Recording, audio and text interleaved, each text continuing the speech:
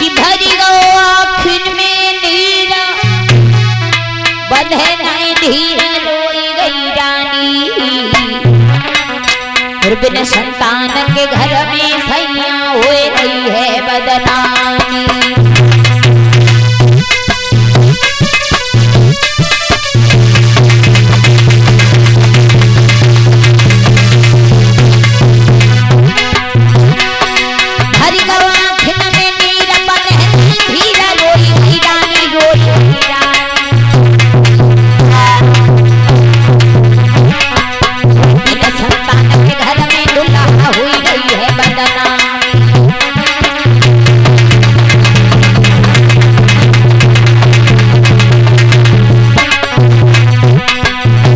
बोली महाराज अब कहा करें पित जाए किने सुनाए मन की कहानी।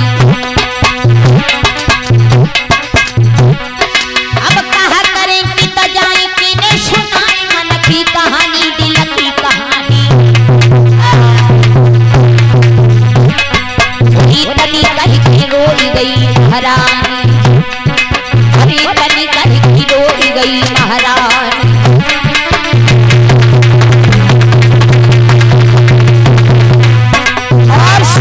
बोली महाराज शबरात दीन नहीं आती है, रोटी कभी नहीं बहाती है।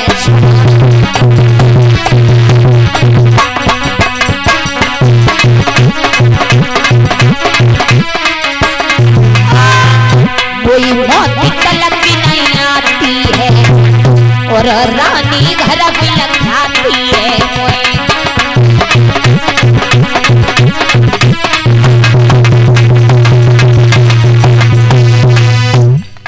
सुनीति घर में बैठ करके रोने लगी।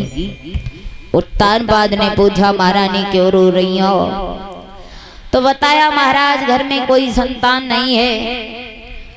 भला घर में कितना भी धन दौलत क्यों ना भरा हो, जिस घर में कोई संतान नहीं वो घर घर नहीं होता है, मरघट के समान होता है। और ये सच बात है। घर में चाहे कितना भी कुछ हो, कितने भी आप जमीन जायदाद के मालिक हो, पर घर में अगर कोई बालक नहीं है तो घर अच्छा नहीं लगता। जैसे खेती से कोई किसान काम करके आए, खेत से हल जोत के आए, और महाराज किसान जब खेती से काम करके आता है तो थक तो जाता ही है। अब घर में जब थक जाता है तो घर में जब आता है तो महाराज कितना भी थका हुआ किसान हो, कितना भी थका हुआ, लेकिन घर में आकर के किसी छोटे बालक को गोद में उठा ले तो उसकी सारी थकान दूर हो जाती है। तो घर में बालक का होना बहुत जरूरी है, बहुत जरूरी। महाराज उत्तानपाद अपनी रानी सुनीति को समझाने लगे। बोले महारानी रो अरे संतान नहीं है, संतान नहीं होना और होना और होकर के भी छीन लेना, ये सब भगवान की कृपा होती है।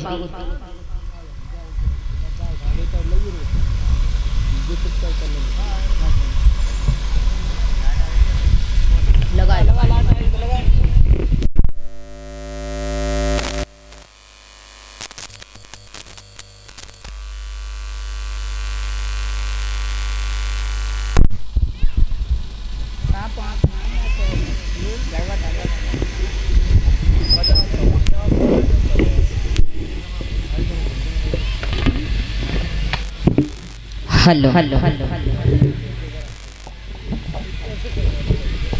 लगा दिया मेरे भैया।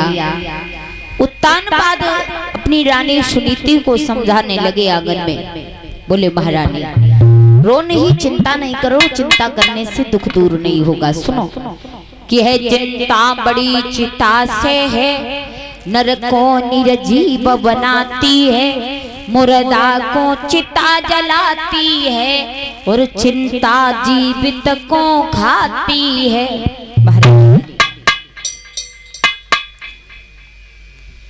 चिता मुर्दा को जलाती है, पर एक चिंता जो होती है जीवित आदमी को खा जाती है। इसलिए चिंता नहीं करो। चिंता करने से दुख दूर नहीं होता है महारानी। चिंता करने से शरीर में बीमारियां बढ़ती हैं, भूख प्यास खत्म हो जाती है। इसलिए अगर कोई दुख हो तो दुख में भगवान का भजन करना चाहिए। भगवान का भजन करने से दुख दूर होता है, दिल को शांति आती है।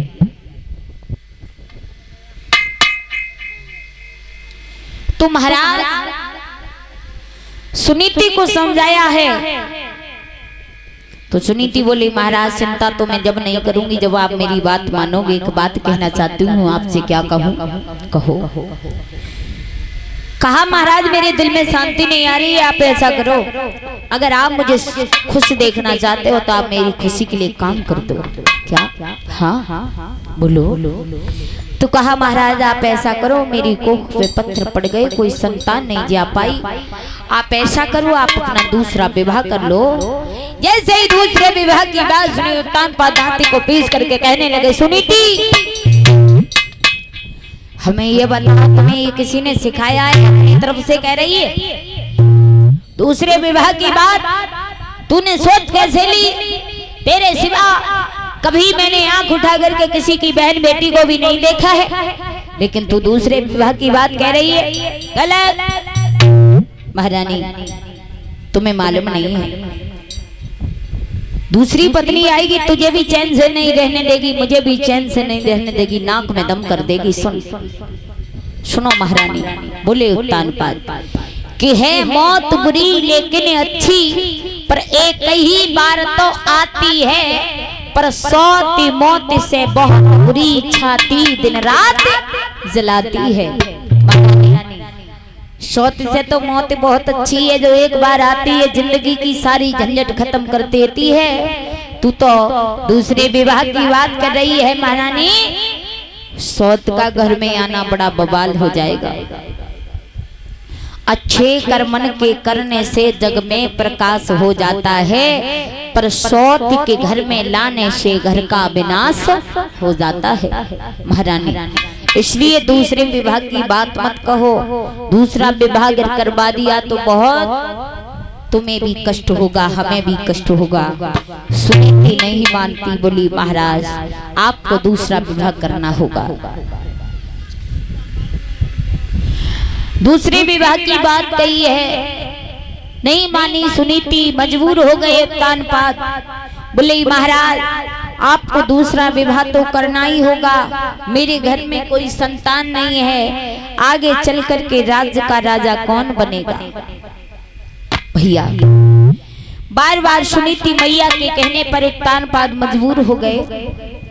दूसरा विवाह करने के लिए चले तैयार होकर के सुरुचि देश के रहने वाले महाराज उनकी बेटी सुरुचि के साथ में अपना दूसरा विवाह करके लाए। दूसरी पत्नी का डोला जब उत्तानपाद के दरवाजे पर आया, बड़ी रानी सुनीति ने जब सुना कि मेरे पिया का दूसरा विवाह होकर के आ गया है, तो दासी को बुला करके आज्ञा दी और कहा अरे बहन दासी तू क्या खड़ी खड़ी देख रही है, महलों में चली जाओ, हमारी छोटी बहन को बुला करके ले आओ, आ गई है हमारी छोटी बहन।